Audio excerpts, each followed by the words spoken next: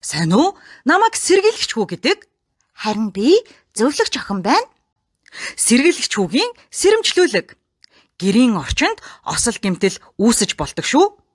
Гал тогоонд хоол хийхэд томчуудтай хамт байгаарай. Найзуудаа халуун сав суулга цахилгаан хэрэгсэлд хүрэхээс болгоомжлоорой. Шатаах зүйлсийг спирт, асаагуур, шүдэнц тоглоом болгож болохгүй. Халтарч унахаас сэргийлж шалаа хуурай байлгаарай. Цахилгаан утас залгуурыг дураараа оролдож болохгүй. Зөвлөгч охины зөвлөмж. Гэр орноо аюулгүй болгоцгоё. Зөвлөгч охины зөвлөмж. Гэр орноо аюулгүй болгоцгоё.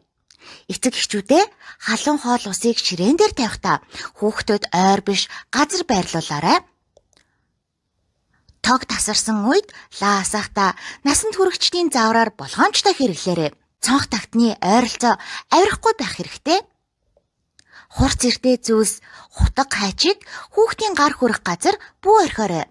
Хэрв ямар нэгэн осол болвол түргэн тусламж дуудахыг сураарай. 103 дугаар.